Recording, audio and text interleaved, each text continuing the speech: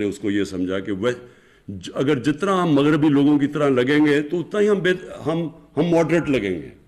تو لوگوں نے انگریزی بولنی شروع کر دی اور وہ انگریزی کپڑے یعنی ساروں نے ویسٹرن کلوتھ پہننا شروع کر دیے, سب نے سوٹس پہن لیے, ہم ماڈریٹ ہو گئے. کیا یہ ہے ماڈریشن؟ سو یہ پلیز سمجھیں, یہ احساس کمتری جب آپ نے استعمال کرتے ہیں اس میں بہت فرق ہے. گرمیوں میں ہماری اس وقت بجلی اگر 24,000 میگا واٹ کے ارد گرد استعمال ہوتی ہے تو سردیوں میں وہ گر کے آ جاتی ہے 8 یا 9,000 پہ. تو اس کا مطلب یہ ہے کہ اگر سردیوں میں ہم بجلی نہیں استعمال کریں, پیسے پھر بھی ہم نے دینے ہیں. اس کی وجہ سے بجلی مہنگی ہو گئی ہے. اور پھر کئی کانٹریکٹس ہم نے کیے جس میں ہم نے بڑی مہنگی بجلی کانٹریکٹ کی دنیا کی مقابلے میں.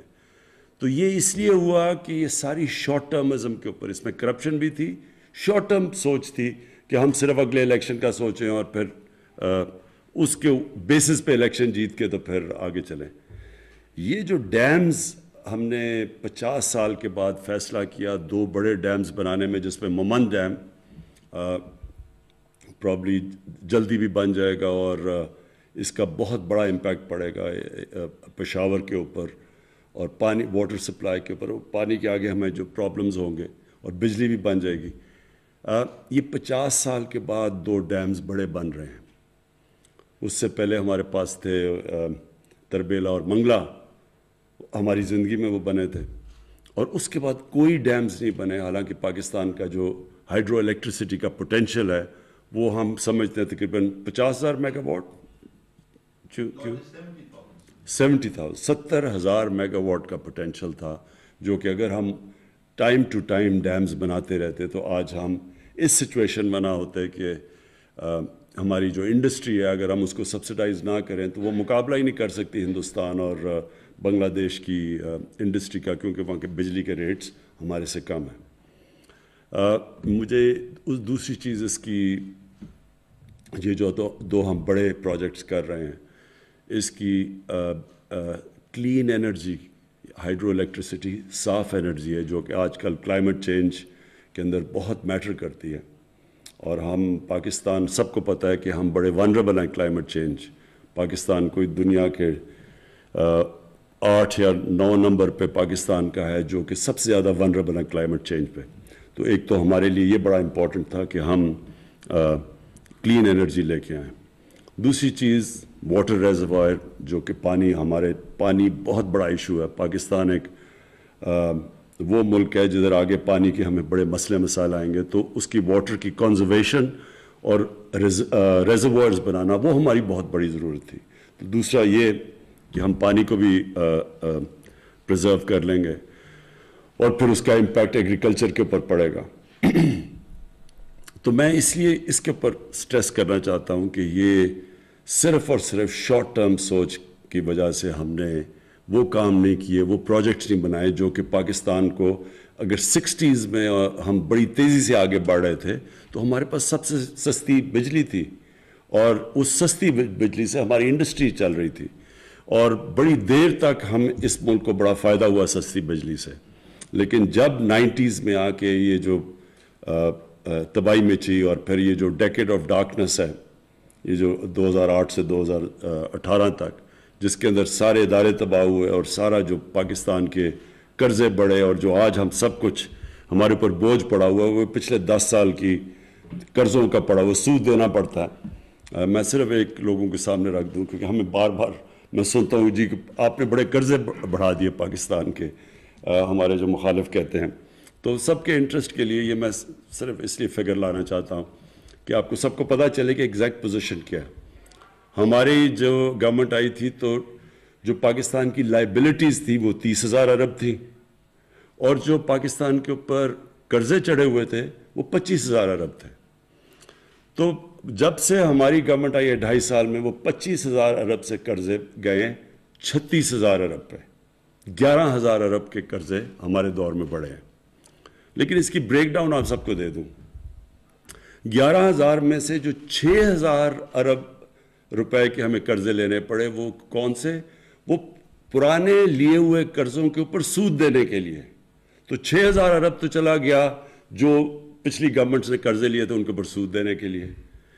3,000 ارب کیوں چڑھ گئے قرضے؟ کیونکہ روپیہ 105 سے گیا 160 تک، ڈالر گیا 105 سے 160 تک، تو جو وہ ڈالر کے اندر جو قرضے تھے وہ امیجیٹلی 3,000 ارب کا ہمیں کچھ کیے بغیر وہ صرف روپے گرنے سے وہ چڑھ گئے، اور وہ ہماری وجہ سے روپیہ نہیں گرا، روپیہ اس لیے گرا کہ جب ہمیں گورنمنٹ ملی تھی تو 60 ارب ڈالر کی امپورٹس تھی اور 20 ارب ڈالر کی ایکسپورٹس تھی، تو سب سے پاکستان کی تاریخ کا سب سے بڑا ٹریڈ گیپ تھا، اور جو کرنٹ اکاؤنٹ ڈیفیسٹ یعنی ڈالر کتنے اندر جا رہے ہیں اور باہر آ رہے ہیں 20 ارب ڈالر، جو بھی پاکستان کا تاریخی گیپ تھا، اس کی وجہ سے ظاہر ہے روپے نے گرنا تھا، کیونکہ روپے ڈالر کم ہو گئے، ڈالر کی ویلیو اوپر چلے گی، روپیہ گر گیا، اور جب روپیہ گرا تو 3,000 ارب وہ چڑھ گئے تو 9,000 ارب ہو گئے۔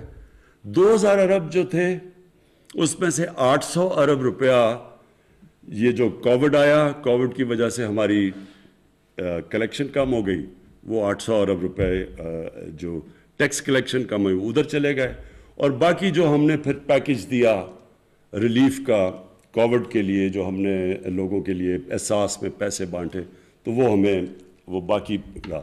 تو میں صرف بریک ڈاؤن دے رہا ہوں کہ یہ قرضوں کا لوگوں کو پتہ چل جائے کہ یہ کیا لیگیسی تھی، کیوں ہم پرانے دور کی بات کرتے ہیں۔ اب میں بریفلی جو یہ فلم کے اوپر دیکھیں، میں یہ بار بار سنتا ہوں کہ جی پاکستان کا سافٹ امیج ہمیں کرنا چاہیے۔ سافٹ امیج کا کیا مطلب ہے کہ سافٹ امیج کیا کہ ہم کیا ہیں کہ ہمیں سافٹ امیج لوگوں کو دینا چاہیے؟ یہ کیوں ہم کہتے ہیں ہمیں سافٹ امیج دینا چاہیے؟ اور کیا پاکستان کا سافٹ امیج آ جائے گا تو کوئی دنیا ہمیں بڑا اچھا اوپر سمجھے گی؟ ہمیں اس طرح کی غلط فہمی میں نہیں پڑنا چاہیے۔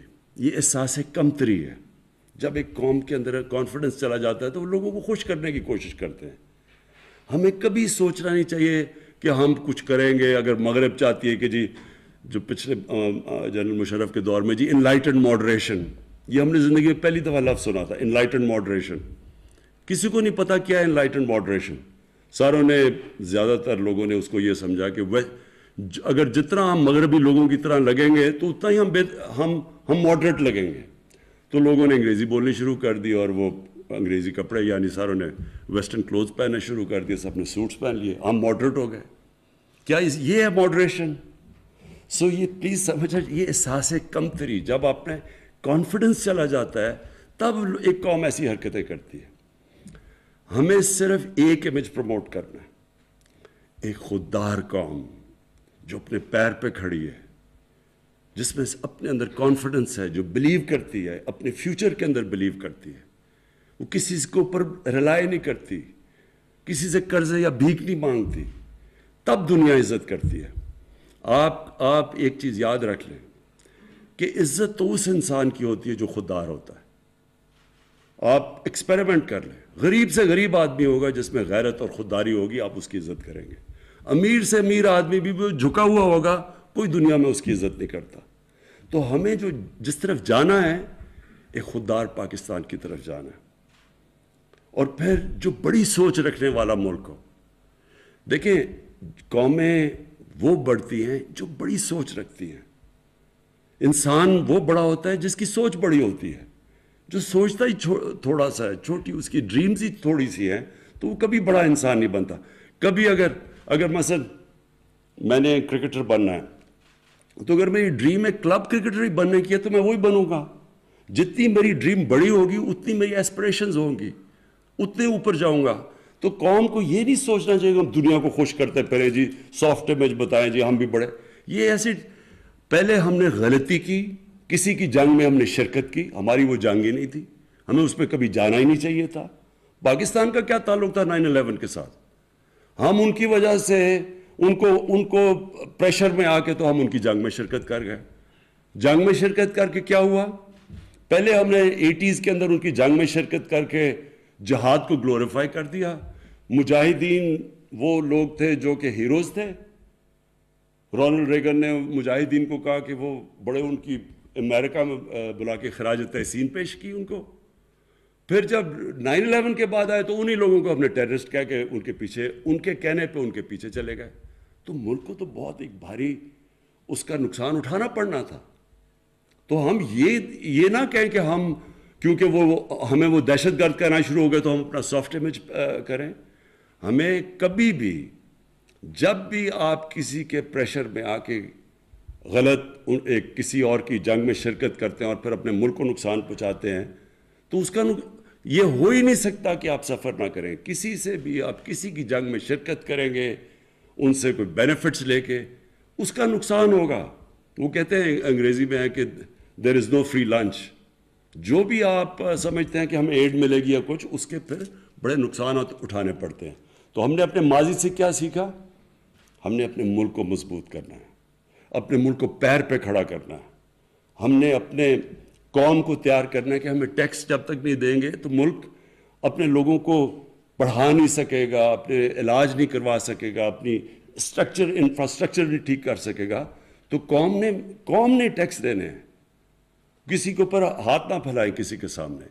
جیسے جیسے ہمارا مائنڈ سیٹ چینج ہوتا رہے گا. میں آج آپ کے سامنے ایک وہ آدمی جس نے ساری دنیا دیکھی ہوئی ہے, جو پوٹینشل پاکستان میں ہے شاید ہی دنیا میں کوئی ملک ہے جس میں اتنا پوٹینشل ہے. اللہ نے سب کچھ دیا اس ملک کو. ہم انڈر سیل کرتے ہیں اپنے آپ کو. ہم اپنے اندر بلیو نہیں کرتے کہ جی کوئی اور آ کے ہمیں اوپر لے جائے گا. یہی قوم جس دن ہم آہستہ آہستہ ہمارے اندر یہ کانفیڈنس آ گیا کہ ہم دنیا کی کسی بھی قوم کا مقابلہ کر سکتے ہیں, یہ قوم اوپر اٹھ جائے گی. سب کچھ ہے یہاں, کوئی چیز کسی چیز کی کمی اللہ نے نہیں دی. لیکن جب ہماری سوچ ہی یہ ہو کہ ہم نے جب تک ہمیں باہر سے کوئی ہمارے سافٹ امیج کی وجہ سے کوئی لونز نہیں دے دیں گے یا کچھ نہیں کر دیں گے ہم آگے نہیں بڑھ سکتے, تب تک قوم آگے نہیں بڑھے گی. اور یہ میں آپ کو بتاؤں کہ یہ جو ڈاکیومنٹری میں نے تھوڑی دیکھی, بالکل اس طرح کی آپ کو ڈاکیومنٹریز بنانی چاہیے. میں اپنی فلم انڈسٹری کو ہم پوری مدد کریں گے ان کو پروموٹ کرنے کے لیے. ڈاکیومنٹریز بنائیں, فلمز بنائیں, کیونکہ اس ملک میں اللہ نے ٹیلنٹ دیا ہے. کیونکہ مجھے تو ہندوستان سے ہمارے یہاں مجھے تو تب یاد ہے جب ہمارا جو ٹی وی ہوتا تھا سارے ہندوستان میں دیکھا جاتا تھا. پی ٹی وی سارے ہندوستان میں دیکھا جاتا تھا. ہمیں تو تب بھی یاد ہے. ہماری فلم انڈسٹری اچھی بلی چل رہی تھی, پیچھے رہ گئی. پیچھے میرے خیال میں بہت بڑی وجہ یہ تھی کہ وہ کاپی کرنا شروع کر دی ہندوستان کی فلمیں. دیکھیں ویلیو صرف اوریجنل کی ہوتی ہے, کاپی کی کوئی ویلیو نہیں ہوتی. لوگ تو وہ آگے بڑھتے ہیں جو اپنا راستہ نکالتے ہیں. آپ کاپی تو اچھی کاپی بن جائیں گے, اچھے سے اچھی آپ پکاسو کی کاپی کر لیں, اس کی کوئی ویلیو نہیں ہے. ویلیو صرف اوریجنل کی ہے. تو ہم نے اپنے بجائے اپنی اوریجنل تھنکنگ کرنے کے چیپ ہندوستان کی کاپیز شروع ہوگی, خود ہی اپنی فلم کو نیچے لے آئے. لیکن جو ہمارا پی ٹی وی تھا بڑے ہائی سٹینڈرڈ کا تھا. پھر جو ہمارے یہاں پرفارمنس میں نے دیکھے زبردست, کوئی مقابلہ نہیں کرتا تھا نصرت فتح علی خان کا. اور ہمارے جو یہاں کے یوتھ بہت ٹیلنٹ ہے. یہاں عاطف ہمارا بیٹھا ہوا ہے, اس کا کوئی وہاں مقابلہ نہیں کرتے. ٹیلنٹ ہے ہمارے لوگوں میں. ہم کرکٹ میں ہم ہندوستان 7 گنا بڑا ملک تھا. میں نے ہندوستان کے خلاف 24 ون ڈے میچ کیپٹن کیے ہوں گے, 19 جیتے ہم, 1 وہ ٹائی تھا. تو یعنی ہم ان سے ہمیشہ بہتر تھے. چھوٹا ملک تھا لیکن جب تک ملک کے اندر کانفیڈنس تھا ہر فیلڈ میں ہم ایکسل کرتے تھے. تو یہ یاد رکھیں کہ اس ملک میں اللہ نے سب کچھ دیا ہے. لیکن بدقسمتی یہ ہے کہ جب کرمنلز آ کے ملک کے اوپر سربراہ بن جائیں تو وہ کوئی ملک نہیں ترقی کر سکتا. ایک فیکٹری کے اوپر اب چور کو بٹھا دیں, فیکٹری بیٹھ جائے گی آپ کی, ملک کیسے نہیں بیٹھے گا. سو اس لیے کانفیڈنس رکھیں اپنے آپ میں.